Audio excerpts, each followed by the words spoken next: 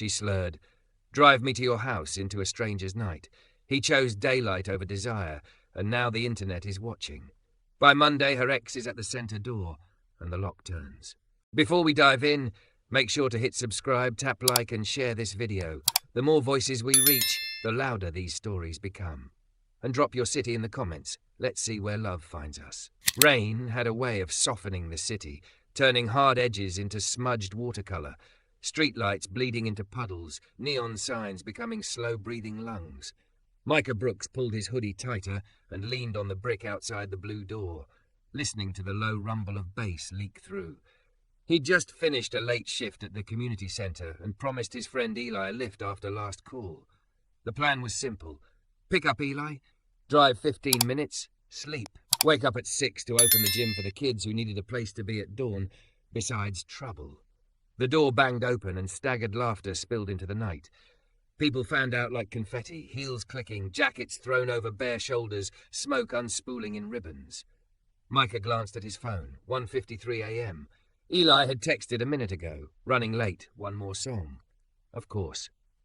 A woman stepped into the alley wash of light, blonde hair pinned up, then falling loose in curls, a fitted cream dress hugging a thick, curvy frame that would have looked sculpted if not for the sway at her knees. She paused at the top of the short metal steps as if measuring the distance to the sidewalk. The city paused with her. "Hey," she said, squinting at Micah like trying to bring him into focus. Her voice was satin frayed at the edges. "Black handsome." He almost laughed, almost said something playful to break the spell of the night, but her heels slipped on the last step and he moved on instinct, catching her by the elbow without grabbing more than he had to. Her skin was warm, the tremor in her balance more than a momentary stutter. He let go as soon as she steadied. "You okay?" he asked. She smiled, slow, crooked, and leaned closer, as if she'd been meaning to whisper something to someone and found the nearest soul. "Could you drive me to your house?" she murmured, the words tipping into his collarbone like a secret. "Please?" Micah stepped back a half-inch. The question didn't sit right in his chest, not because of her, but because of what nights could twist into. The streetlight hummed. Somewhere, a siren foxed its way through the rain. "Where do you live?" he asked gently. "I can get you home." Her eyes welled with sudden bewilderment. "My phone," she said, patting her clutch with both hands, then her pockets that didn't exist. "I had it. I swear It's okay," he said. "Let's sit." He guided her, no pressure, toward the short stretch of stoop tucked under the awning. "You got a name?" She blinked as if he'd asked something theological. "Delaney," she said finally, like remembering a promise. "Delaney Pierce." Then, with a small wince, "And you're?" "Micah." She said it again, softly, lips shaping the syllables like a benediction. "Micah." He shifted to block the wind. Even with the chill, the night had heat. Her perfume, warm amber and citrus, laying a note over the rain. Delaney's eyeliner had smudged into something smoky and vulnerable. The dress she wore was not salvageable from the weather, but she did not seem to care. She was all curves and unguarded edges, the kind of beauty that made you hope the world had been kind to her and fear that it hadn't. "Do you have anyone I can call?" he asked. "A friend? A sister?" She pressed fingers into her temple, searching. "I was with Anna. She left with someone?" Her voice faded. She swallowed. "I'm not scared," she added, which is what people say when they are exactly that. Micah glanced back at the door. Eli texted again. "Bro, where you at? This DJ is killing me." Micah typed fast. "Outside." Then to Delaney, "Let me get you some water." He ducked inside, grabbed a plastic cup, dodged bodies, returned. She drank carefully, like trying not to lose her dignity with each sip. "Thank you," she said, whisper thin. "And I'm sorry. This is not me." "You don't owe me your resume," he said. He checked the street, the time, the dull ache in his shoulders that had nothing to do with lifting weights. Nights like this were where people disappeared into regret. He wasn't letting it happen on his watch. He thumbed his contacts and hit Naya. "Little brother?" She answered on the second ring, voice already alert. Nurse mode never quit. "Got a situation," he said. "Woman alone, definitely had too much. Lost her phone, says her name's Delaney. I can't find her friend." "Hospital?" Naya asked. "She's upright, talking, not hurt. Just needs somewhere safe to sleep it off. I don't want to take her to my place alone." "Good." Nia said. You won't. Bring her here. I'm up. Couch is clean. I'll make tea. And Micah, door stays open. Always. He hung up. Delaney, he said, my sister lives 10 minutes away. She's a nurse. We can get you there, get you set on the couch, call your people when you wake. You'll be safe. Delaney looked at him, eyes suddenly glossy with gratitude so quick it nearly undid him. You're nice, she said, as if it surprised her. But I asked you to take me to your house. The words sounded like a shard of embarrassment she was trying to swallow. He nodded, gentle but firm. I heard you, and I'm still saying my sister's. She stared at her hands. One nail was chipped. She bent the corner of it like punishment. Okay, she said finally. Okay. Eli barreled out a minute later with a grin too big for the hour, then sobered when he saw Delaney's face. You good? He asked, already slipping off his hoodie to drape over her shoulders. We're taking her to Naya's, Micah said. Eli nodded. I'll Uber. You two go. Micah eased Delaney to the passenger seat of his old Honda, buckled her in without touching more than fabric. The rain softened to mist. Street by street, the city yielded. Murals slick with reflection, corner stores shuttered, the one laundromat always awake. Delaney rested her head against the window, breath fogging a small crescent. At a red light, she spoke so softly he almost missed it. I left because I thought staying would prove something, she whispered. Then I asked you that because I was scared. Isn't that backwards? She huffed a small laugh that wasn't one. I don't even know you. You will in daylight, he said. Everything makes more sense in daylight. Nia's porch light glowed like a lighthouse as they pulled in. She opened the door before they knocked, hair wrapped, T-shirt that read, soft heart, strong spine. She looked Delaney over with a practiced scan and the kind of tenderness that makes strangers cry. Baby, come sit, she said. You're safe. Inside smelled like dryer sheets and sage. Nia set a mug on the coffee table and a glass of water beside it. Drink what you can, she said. Bathroom's down the hall if you need it. Shoes off. House rule. Delaney slipped off her heels, toes sighing into the rug as if they had rights. Micah stayed near the doorway, hands in pockets to remind himself not to hover. Nia flicked a blanket over the couch, pulled a clean pillow from a linen bin and turned the lamp low. We'll leave the door open, she said. If you need anything, I'm down the hall. Delaney nodded, tears brightening without falling. Thank you, she whispered to the room, to the strangers who weren't. Micah set a small card on the coffee table, his number, written blocky. When you wake, call me or Nia. We'll help you get home, get your phone, whatever you need. Delaney picked it up like it weighed an ounce more than paper. Her gaze lifted to Micah's face and held there, some fragile recognition passing through. This is what decent looks like. This is impossible and simple at once. She sank back, lids heavy. Micah and Nia backed away, a choreography they'd done before with rescue dogs and lost kids and exhausted neighbours. In the hallway, Nia squeezed his forearm. Good call, she said. Proud of you. He swallowed. She called me Black Handsome, he said, half amused, half uneasy. Nia smiled into her eyes. She'll cringe in the morning. Make it easy to forgive herself. I will. He crashed in the spare room, shoes lined by the door, phone face down on the nightstand with the ringer up. Rain ticked at the window like a second hand. Sleep took him the way a parent tucks a blanket, slow, careful, inevitable. Morning arrived on tiptoe, laid gold in the kitchen, then stretched into the living room where Delaney opened her eyes to a ceiling she didn't know and a couch that held its shape beneath her like a promise. For a second she didn't breathe. Then she did, and everything came back in pieces, the bass, the alley light, her own voice threading itself into a stranger's ear. Shame rose hot and quick. She sat up too fast, hand to her mouth, as if she could push last night back in. There was a note on the coffee table beside the glass of water. Good morning. You're safe. I'm making eggs, Nia. And below that another line in a different hand. Daylight, remember? M. She stared at the letters as if they'd been stitched by hand. Beyond the doorway she heard the sizzle of a pan and the low murmur of a man's voice talking to someone. Himself, or the radio, or both. Delaney stood, bare feet finding the warmth in the rug's weave, and picked up her heels. Her dress remembered every inch of her. She smoothed the fabric like an apology. At the threshold she paused. The kitchen was sunlit and ordinary, plants leaning toward light, a calendar with children's handprints, a bottle of hot sauce wearing a tiny knitted hat. Micah turned at the sound of her step. He looked different in morning, broader, gentler, the kind of tired that made his smile matter more when it appeared. "Hey," he said softly. "Good morning." Delaney opened her mouth, closed it, and then, helplessly honest, said the only thing that fit. "I'm so embarrassed." Micah set a plate on the table. "You're human," he said. "Hungry?" Delaney's apology hung in the warm kitchen like steam. Naya slid a plate toward her.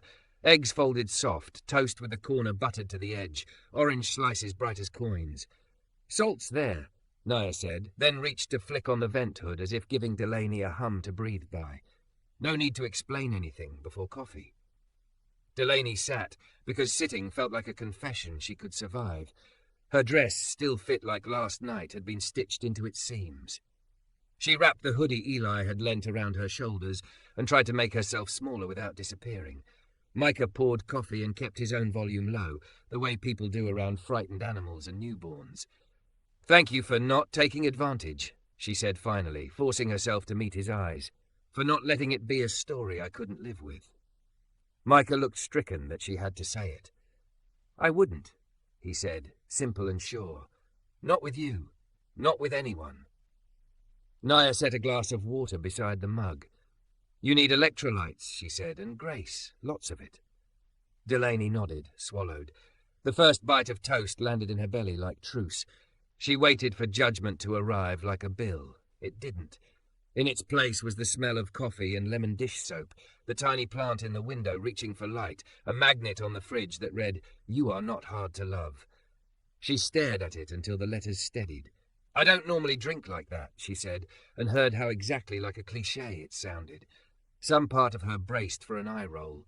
"Last night can be last night," Micah said. "What's today need?" Her eyes burned in a way no hangover accounted for.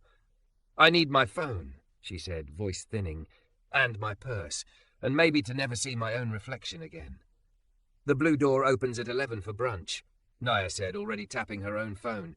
"But I know the manager will call." Delaney's instinct was to say, "Don't trouble yourself." It died under the kindness of someone who'd been awake to help her sleep. "I owe you both." She trailed off. What?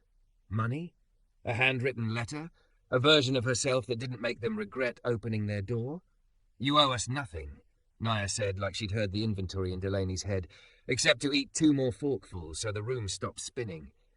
Delaney obeyed, then wrapped both hands around the coffee as if it were issued by a chapel.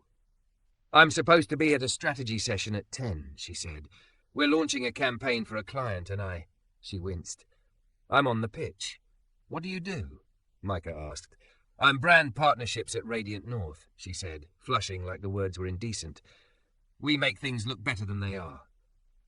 Micah's mouth tipped.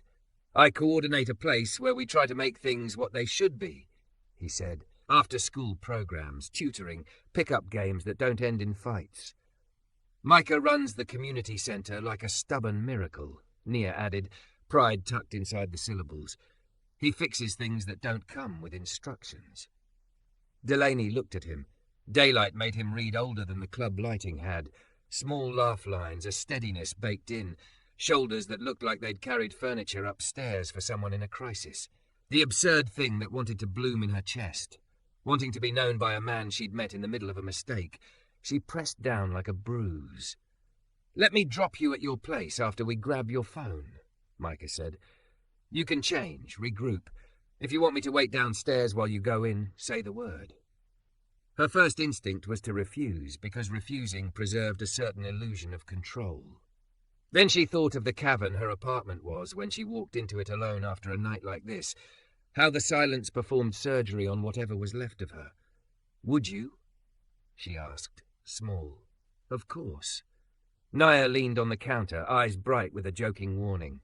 "Door stays open," she said, and they all laughed because it was true for more than hallways. By 11, they were parked a half-block from the blue door. The city had already shrugged into Saturday, strollers, joggers, dog walkers with coffee cups. The black awning felt less ominous now, more like a stage set in daylight. Inside, the manager, a woman with sleeve tattoos and a no-nonsense kindness, took one look at Delaney's face and said, "We kept this in the safe." She returned with Delaney's clutch and phone in a plastic bin like evidence. Relief and dread chased each other across Delaney's features.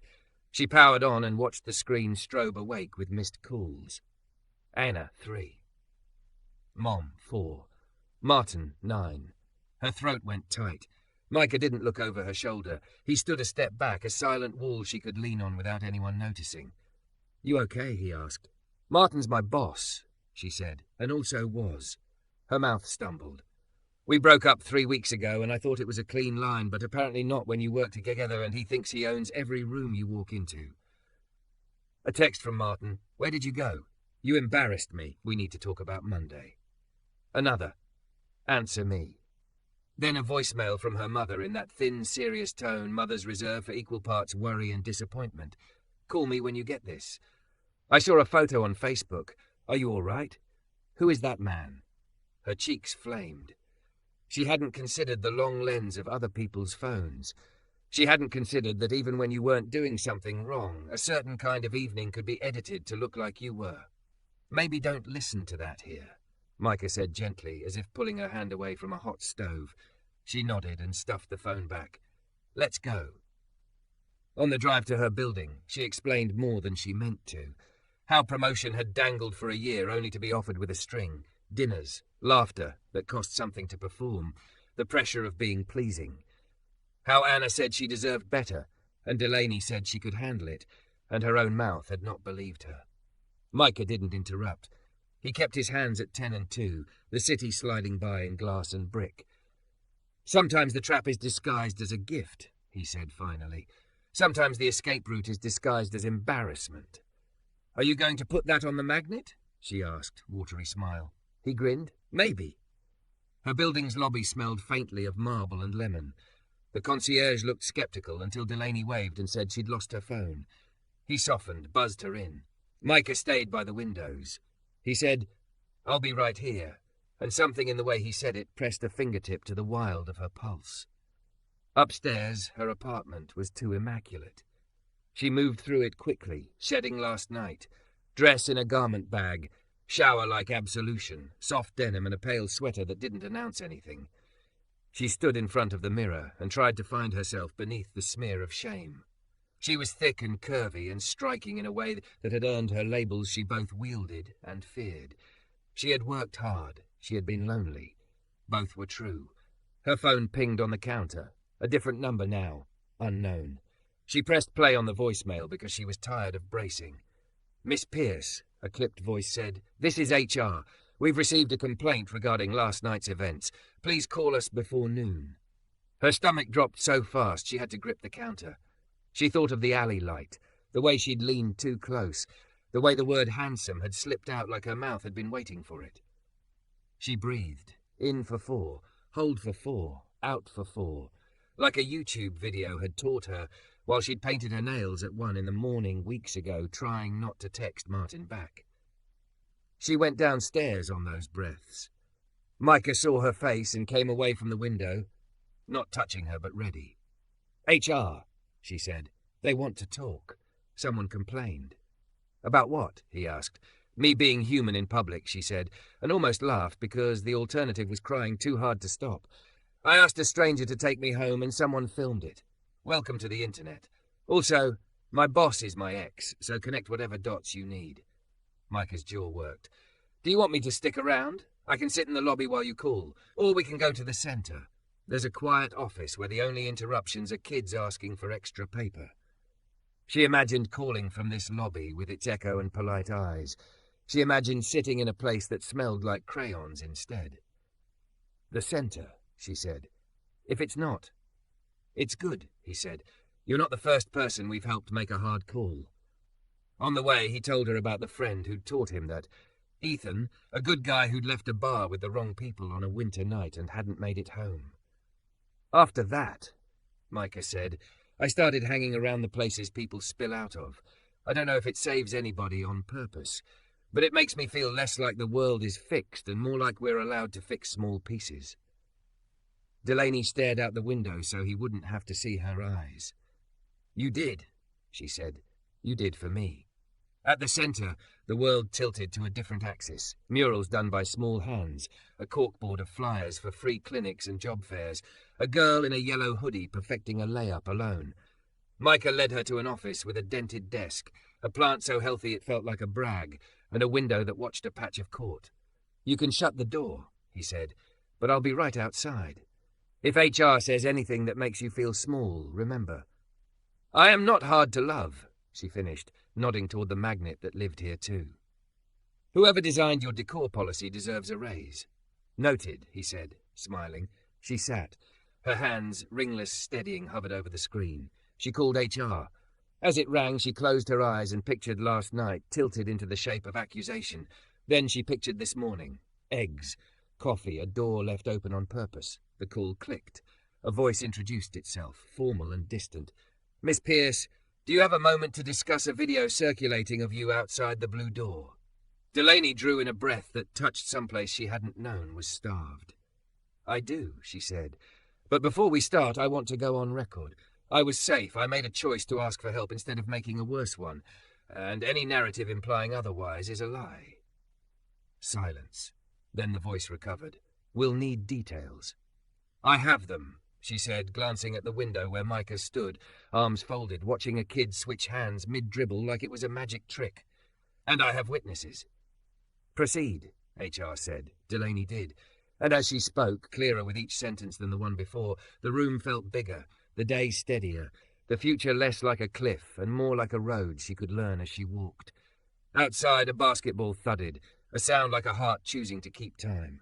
Delaney finished the call with HR and felt the shape of herself return to her body a little at a time. As if words had been a rope, she climbed back up. She set the phone down and stared at the wood grain of the desk until it stopped swimming. Outside the office window, the girl in the yellow hoodie sank a layup, caught her own rebound, spun and tried it with her offhand. Missed. Tried again. Micah appeared in the doorway, knuckles a polite tap against the frame. How'd it go? They wanted context, she said, her voice dry. I gave them context, then they wanted it in writing along with a statement about brand alignment and a reminder that optics matter. They'll schedule a meeting Monday morning. She swallowed. And they CC'd Martin, of course. Micah leaned against the door jamb like a question mark smoothed out. You want to write that statement here? We have tea, questionable office snacks, and a printer that only jams when you threaten it. A smile snuck up and surprised her face. Tea, she decided. And can I sit somewhere that isn't this chair for 5 minutes before I say the wrong thing forever? He led her to the gym bleachers where the light made careful squares on the court. The yellow hoodie girl glanced over as they sat, curiosity quick and unafraid. That's Jada, Micah said softly. She's teaching herself to go left so no one can trap her on the right. She decided that this morning she will not be argued with. Jada dribbled, tongue caught at the corner of her mouth. Delaney felt something unclench simply watching someone choose a skill and grind into it without witness or approval. The ball made a sound like heartbeats learning to be steady again. Can I ask you something? Delaney said. Sure. Why do you do this? Nights outside clubs, mornings with jump shots. You could have chosen something easier. Micah looked at his hands as if to check they were still attached. Ethan, he said. My friend. He left the wrong bar with the wrong ride a few winters back.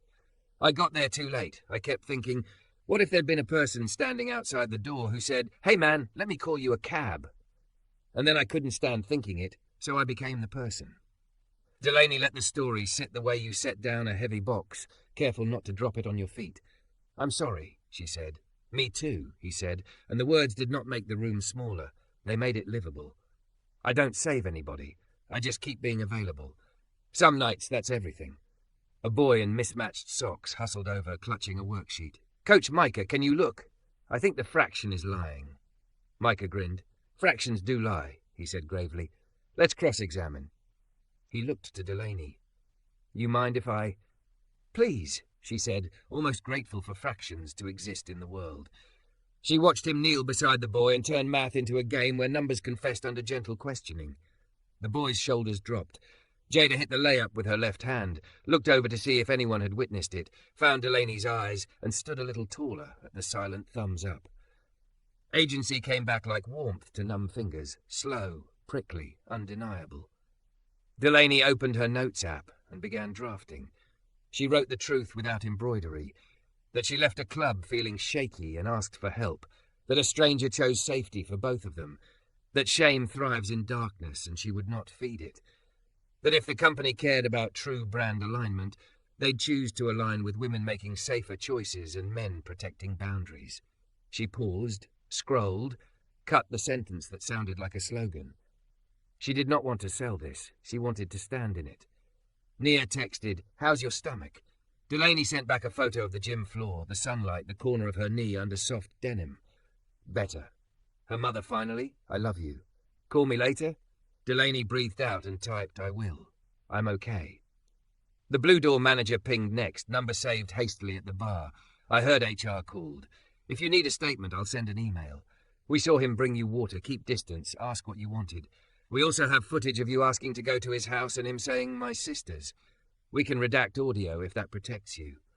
Delaney's eyes startled wet. She typed back, "Thank you. Please send." Then Martin, "We need to talk before you send anything. You are not thinking strategically. This is a mess.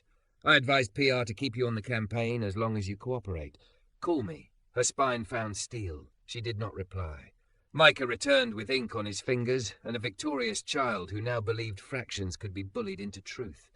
"How's the manifesto?" he asked gently. "Shorter than my rage," she said, but clearer. "Good," he said. "Do you want eyes on it?" She handed him the phone. He read, eyebrows making small edits of their own. "This is strong," he said. "It tells the truth without apologizing for being a person. If you want, you could add a line about gratitude to the bar staff. Witnesses matter." She added it. He nodded. "Would you record a quick video?" she asked suddenly, surprising them both. "Not of you, of me. Here, I want to anchor the words to a face before someone else does." Micah lifted the phone with the same focus he gave the kids, gentle, exact. "Ready when you are," he said. Delaney sat on the bleacher, sunlight warming her hair like a kind hand. She tucked her legs at an angle, not shrinking, not performing. "Hi," she began, and her voice shook and then steadied. "I'm Delaney. Last night I made a choice I'm not ashamed of. I asked for help instead of pretending I was fine. A good man kept both of us safe. If you see a clip missing that context, know that the rest of the story exists, and it's simple. Kindness. If you've ever had to choose between embarrassment and safety, please choose safety. You don't owe shame any more of your life." She stopped there. Micah lowered the phone as if it were fragile. "That was good," he said, as if good were too small, but the only word that wouldn't scare it away. They posted it. She texted the link to HR along with her written statement and the manager's note, then silenced the app so she wouldn't watch the tide roll in and drown her. For an hour, time behaved. Micah took a call about a leaky ceiling tile. Nia arrived with sandwiches and the kind of hug that asked for no permission and insisted on being enough. Jada finally whooped with both hands in the air, left-handed layup clean, then acted like she hadn't. When Delaney finally checked her phone, comments had begun to sort themselves into choruses. Some cruel. The internet keeps knives in every drawer. Many kind. A few luminous. "Thank you for saying safety isn't shame. Been there. Needed this." One from a woman Delaney had secretly admired in the industry. "Proud of you. Call me if HR gets cute." HR replied, "We acknowledge receipt. Please refrain from posting further until we meet Monday. In the meantime, we are placing you on paid leave pending review." She stared at the words paid leave like they were a trap with fresh paint. She texted Anna, "You seeing this?" "I am. I also sent that video to 3 women who will make sure it doesn't get buried. P.S. Proud of you. P.P.S. Martin's pacing the office like a tethered cat." Delaney laughed out loud, the sound startling and clean. Micah looked over from the maintenance closet. She held up the screen. "Paid leave," she said, "which means breathing room." "Breathing room," he echoed, relieved like he'd been holding a cinder block with his mind. She felt the urge to do something with the room. "Can I help here? I don't want to go home yet. My couch is loud." Micah blinked, warmed. "We could use fresh eyes on our fundraiser flyer. Our current version looks like it was designed by a committee of well-meaning uncles. Show me, she said, rolling up sleeves that didn't need rolling. In the office, she dragged a chair beside his and opened a blank canvas. He watched her arrange type like furniture you want to live with, moving pieces until the room suddenly felt inevitable. She pulled photos from a drive labelled Good Faces. Chose one of Jada perched on the baseline, lacing her shoes with her tongue out. A boy bent over homework at a scarred table, Micah laughing with his head thrown back as someone dunked paper into a recycling bin like confetti. Narrative, she murmured. Not guilt. Agency. You're not hard to love can be a button if you let me keep the magnet line. You may not, he said solemnly, then broke into a grin. Fine, yes, please keep it. They worked like that for a while. Two people who had met at the worst possible version of a first impression, aligning fonts and telling truths. It felt suspiciously like joy. At 3, the front desk phone rang twice, then once, then stuttered into the intercom. Micah, there's a man here asking for you, the volunteer said, voice thin. He says it's urgent. He wouldn't sign in. Micah stood. The look that crossed his face was calm like a weather report about to announce a storm. Stay here, he told Delaney, gentle but firm. Her body reacted before thought did. Is it? Probably not, he said, not lying, just refusing to lend panic his voice. But if it is, I got it. He stepped into the hall. Delaney followed to the doorway and watched him walk toward the lobby with that unshowy readiness she'd seen last night, the kind that kept doors open, the kind that said we don't let darkness pick its people off one by one. From the office she could see a slice of lobby glass, a man in a suit paced by the check-in table like he was allergic to clipboards. The posture was familiar down to the set of his shoulders and the precise impatience of his hand on his phone. Martin. Delaney's mouth went dry. He turned, saw her through the glass, and his expression rearranged into concern that didn't reach his eyes. He started toward the inner door. Micah stepped between them, palm up, easy and immovable. This is a youth centre, he said, voice carrying without rising. You can wait outside. I'm here for Delaney, Martin said, smoothing his tie as if that made it true. This is a professional matter. She's in a meeting, Micah said, and even if she weren't, this ain't your office. Martin tried the door. It didn't yield. His gaze slid to Delaney again, performing warmth. We need to talk about Monday, he called lightly, as if she were merely late to lunch. Decisions are being made. Delaney's heartbeat synced with the thud of a ball on the far court.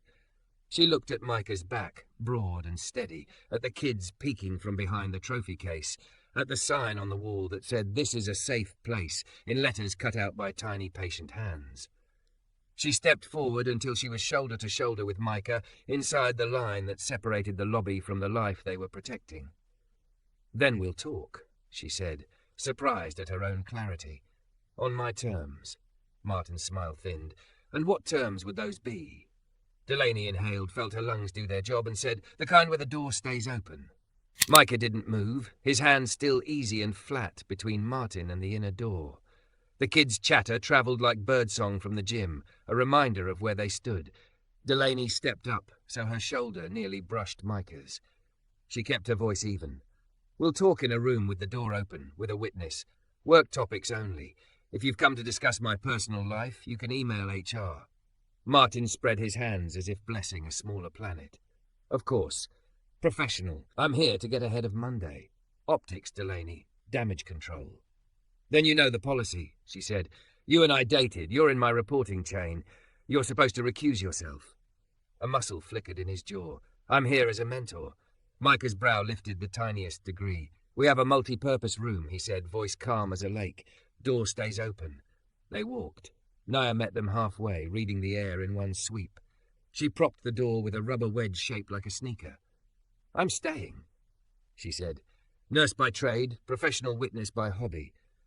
They sat around a scuffed table. On the wall, a hand-painted sign read, "We don't whisper kindness here. We shout it." Martin glanced at it like it mispronounced something. "So," he began, laying his phone face down as if that made it benign. "There's a clip. It's viral enough within industry circles. You sound intoxicated. You ask a stranger to take you to his house. The board's twitchy. PR can spin it if you make a statement and promise to be more mindful."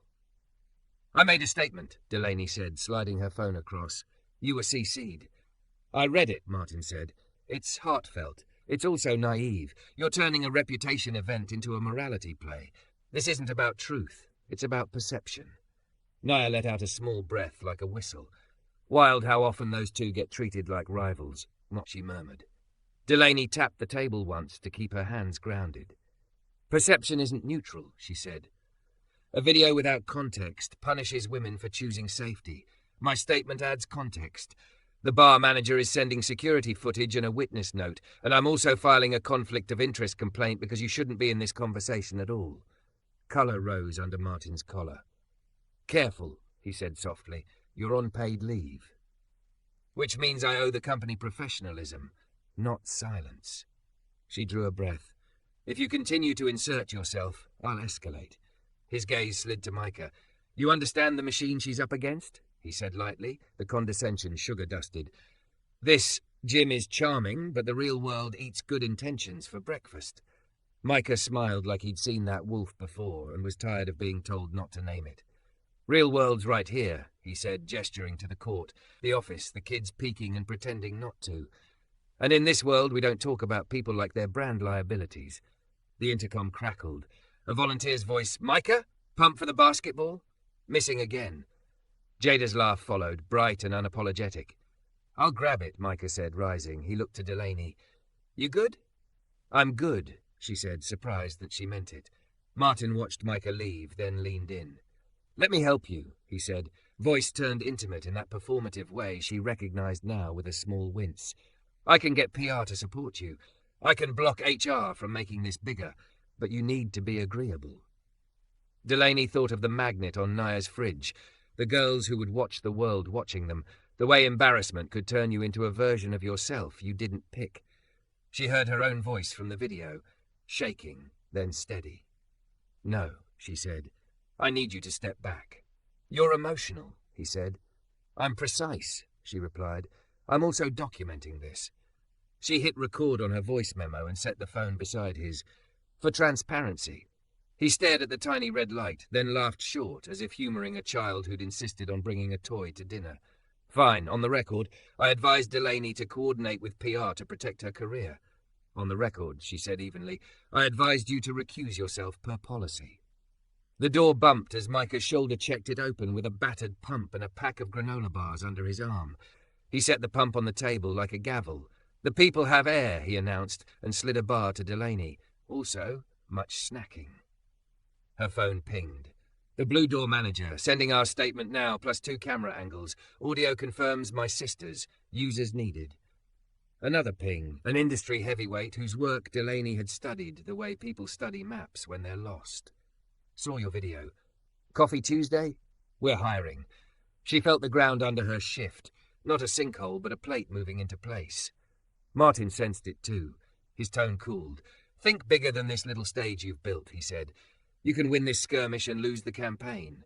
Don't make enemies you don't need. I don't make enemies, she said, but I do name harm. His smile was all teeth. We'll see you Monday. We will, she said, with HR. Door open. He stood. At the threshold, a boy with mismatched socks nearly collided with him and froze. Martin moved aside without seeing the child at all, a small, telling absence. He left with the curated briskness of men who believe exits belong to them. Silence expanded, then snapped. Delaney's hands began to tremble, the delayed voltage of adrenaline exiting the body. Micah slid the granola bar closer. You did that, he said softly. All of it. Clean. She let herself breathe like she'd been underwater and found the ladder. I hate that I shook. That's just the proof you're not numb, Nia said, squeezing her shoulder. Shaking's a body's way of setting the glass back on the shelf without shattering. Delaney laughed, watery. Who writes your metaphors? Committee of well-meaning aunties, Nia said gravely. They stepped into the gym to bleed the tension out on the high-gloss floor. Jada dribbled with her left. Glance quick. Watch, she said, not quite a request. She gathered, rose, kissed the square, and the ball whispered through. Boom. Delaney clapped like she'd been waiting her whole life to clap for something so simple and perfect. Fundraiser idea, she blurted, the campaign brain clicking on as if it had been idling. Call it open door night. Photos, stories, left-hand layups as a metaphor for learning the hard thing on purpose. We use your magnet line as a heartbeat. No guilt, agency. You are not hard to love as a banner people sign. Micah's eyes crinkled. You offering to quarterback? I am, she said. I can build a deck, pull a list, ping 5 people who love to write checks as long as they aren't funding shame. And if you give me that picture of you almost crying at the recycling bin dunk, I'll make you a legend. He put a hand to his chest. Slander, he said, but yes. They set up at the scuffed table with laptops and 3 highlighters that all looked like the same colour. Delaney built slides that felt like second chances. Jada's shoes, the math kid's grin, an auntie braiding a younger girl's hair in the corner, Naya taping an ankle, Micah laughing with a dad who worked nights. She wrote copy that refused pity and invited partnership. She slotted in a matched donations pledge banner and hesitated. I can cover the first 2,000, she said, cheeks warming, if that's helpful. Micah stilled. That's generous. It's selfish, she said, honest. It'll help me sleep. Then we'll help you sleep, Naya said. We'll make sure you get receipts in triplicate. They worked until the light shifted to the warm part of afternoon that makes old buildings look like they're remembering themselves. A mom arrived with a Tupperware of cookies for the chaos, set them down like an offering, and hugged Micah in that quick, efficient way women hug men they've decided are safe for their children to love. Delaney ate one and almost cried because it tasted like someone else's good day. Her phone buzzed again. We have received the Blue Door materials. Given the disclosed prior relationship, Mr. Hart is being removed from all decisions regarding your employment pending review. We will meet Monday at 10 a.m. with a neutral panel. She exhaled. Relief didn't feel like fireworks. It felt like a muscle unclenching. Another buzz. Anna, you are trending in the right circles. Also, Martin is melting down. I'm bringing wine later. Proud of you. She texted back 2 heart emojis and a picture of Jada's triumphant face framed under the basket. Evening began to float in through the vents, cooler air and longer shadows. They printed the deck and pinned mock-ups to a corkboard with mismatched thumbtacks. Open door night, the headline read, Practice the left hand, keep the door open. Micah stood beside her, close enough that she could feel the warmth where his arm hovered but didn't touch. I can't pay you what you're worth, he said, quiet. Then pay me in gym noise, she said. And maybe a ride home later? Door open, obviously. His smile went soft and a little shy. Obviously. They stepped outside for a minute, the sky washed clean by last night's rain, the city sounding like itself again. Delaney leaned on the rail and watched a kid tie his shoe with terrible knots and enormous pride. I keep waiting to crash, she said. You will, Micah said. And when you do, we'll make eggs. She turned her head. We, community, we, he said. And the other kind, if it ever becomes that. But slow. Daylight. Daylight, she echoed. I put you in my phone as that, you know. Daylight seemed right. He laughed, surprised and delighted. I'll earn it. A car rolled to the curb. A courier stepped out with a thick envelope and a courtesy smile. Delivery for Delaney Pierce, he said. Her stomach dipped. She took it. The weight was wrong for cookies and right for paperwork. The return address was her company's legal department looped in with HR in the CC line of reality. She slid a finger under the seal. Inside was an agenda for Monday, a non-disclosure reminder, and tucked on top, a letter noting a third-party media inquiry. Her phone chimed as if on cue. Unknown number. She answered because she was done bracing for ghosts. Miss Pierce? A woman's voice said, professional and clear. This is Vanessa Cho from City Ledger. We're running a piece on safety and nightlife. We have the clip and your video. We'd like to include your perspective and the centres, if you're willing. Delaney met Micah's eyes. He raised his brows, question marks softened into trust. She inhaled and touched the place on her ribcage where last night's fear had nested. I'm willing, she said, but the door stays open. Vanessa Cho's recorder made a soft click when she arrived at the centre on Sunday, dressed in jeans and an attitude that said she'd rather get it right than get it first. They sat at the scuffed table beneath the fundraiser mock-ups. Micah wheeled over an extra chair and then disappeared to fix a wobbly rim. I don't want the piece to be about scandal, Delaney said, palms flat so she wouldn't wring them. If you're writing gotcha, I'm the wrong person. Vanessa nodded. I'm writing about safer choices and the social tax women pay for making them. I'll include the context, that you asked for help, that he set a boundary, that the bar backed it up. No names beyond yours and his if he consents, no doxing of the staff. We'll quote policy experts and a public health researcher, and we'll link to resources. Delaney exhaled. Then let's talk. They did. About gendered shame, bystander intervention, the way optics get weaponized against the most vulnerable.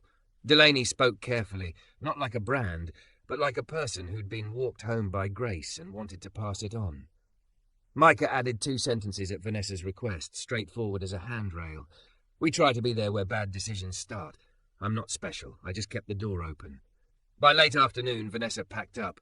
Piece goes live at 9, she said. I'll send you a link. No surprises.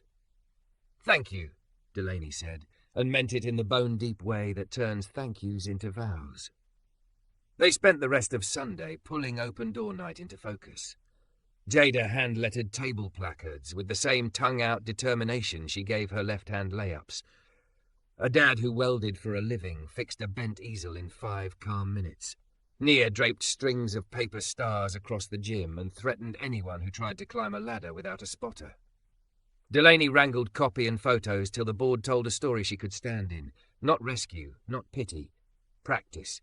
Practice the offhand. Practice the line you won't cross. Practice the version of yourself that refuses to make someone else smaller. At 7, she stepped outside for air and called her mother. The sky held the city like a bowl, blue deepening to violet. Mom, she said, braced.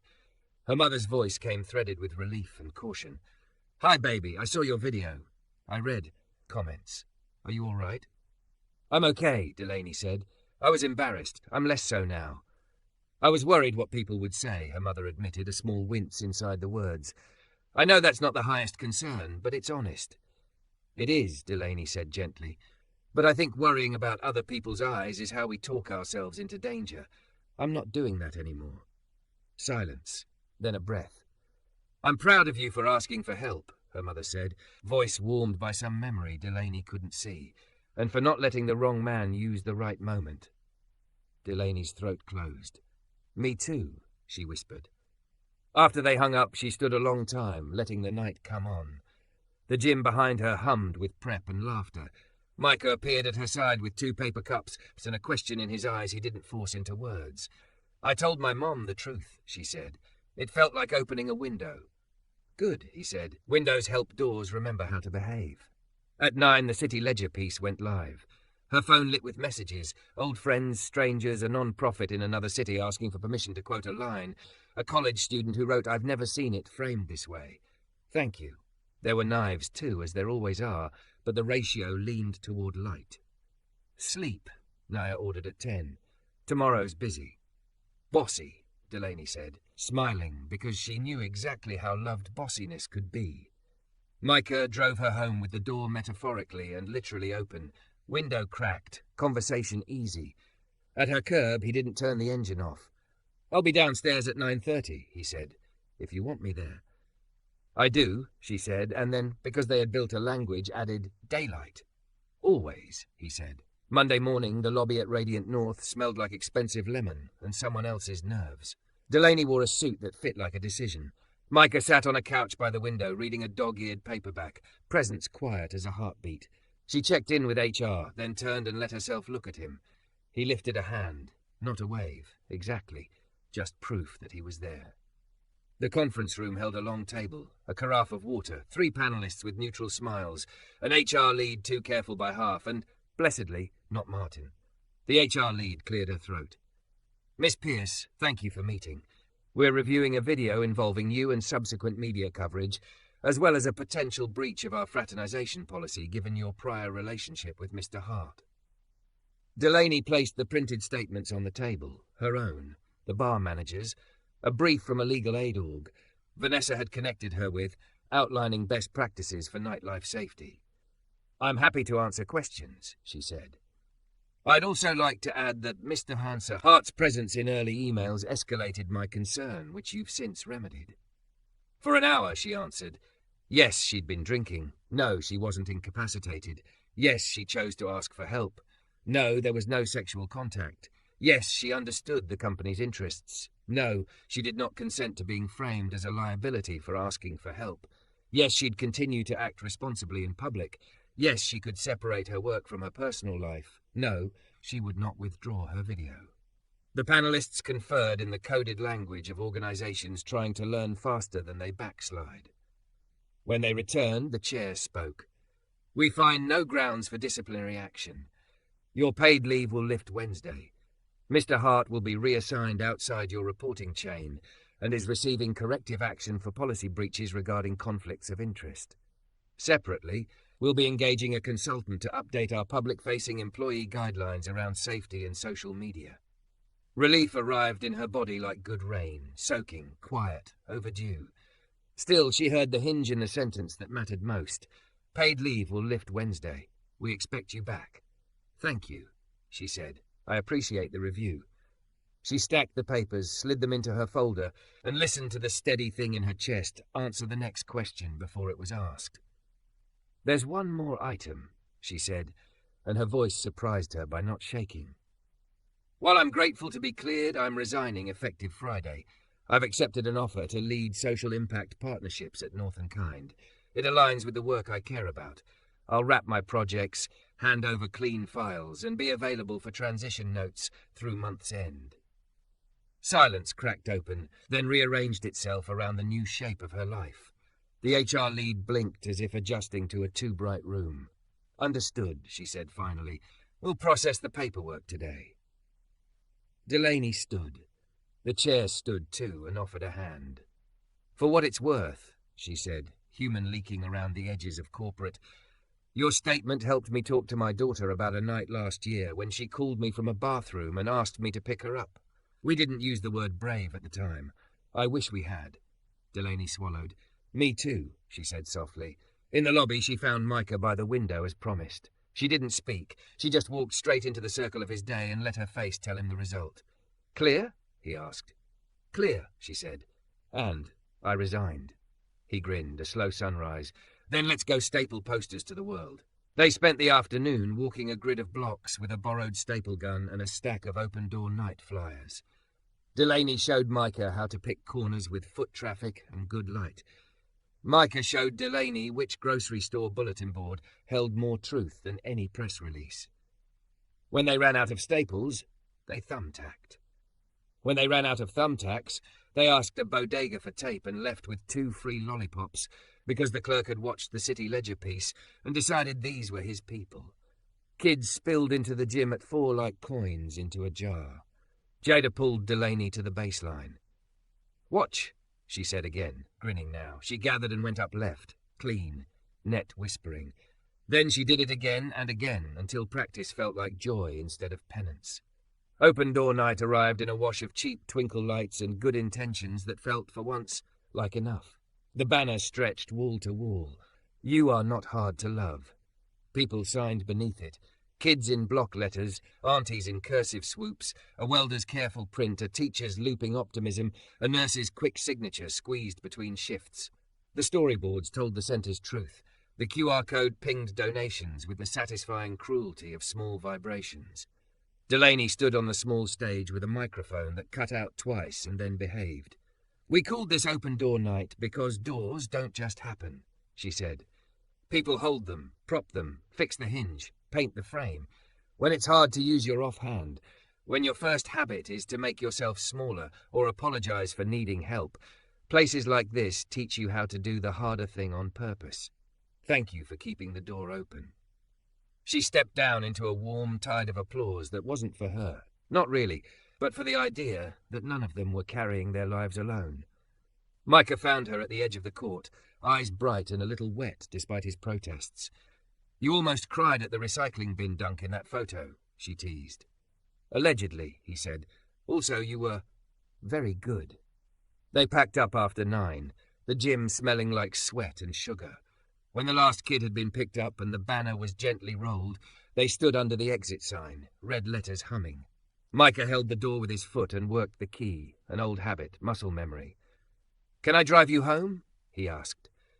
Delaney remembered the alley, the rain, the way her voice had slurred a prayer into a stranger's night. She smiled at the symmetry that didn't feel like a trap anymore. "Yes," she said, "please." He drove slow, windows cracked to invite the cool. At her curb, he turned to her and didn't reach. She liked him for it more than she knew how to say. "I don't want to make a movie out of this," she said, honest to the bone. "I want to make breakfast and flyers and a life." "Good," he said. "I am terrible at movies and very good at eggs." She laughed, the sound catching in her own chest like a bird learning the angle of air. "Can I?" she began, then stopped, then finished. "Can I kiss you goodnight like a person who knows where she's going?" He nodded, relief and wonder braided in his throat. The kiss was soft and sure and brief, like a promise that knows its own weight. When they parted, the city seemed to settle into itself around them with a small, satisfied sigh. "Daylight," she murmured. "Always," he answered. She climbed the stairs to her apartment, heels in hand, keys loud on purpose. At the door, she looked back. Micah had not driven away yet. He waited until she lifted a hand from the threshold. She left the door open as she set down her bag just for a moment, just long enough to breathe the night and the future into the same room. And then she closed it gently, knowing it would open again.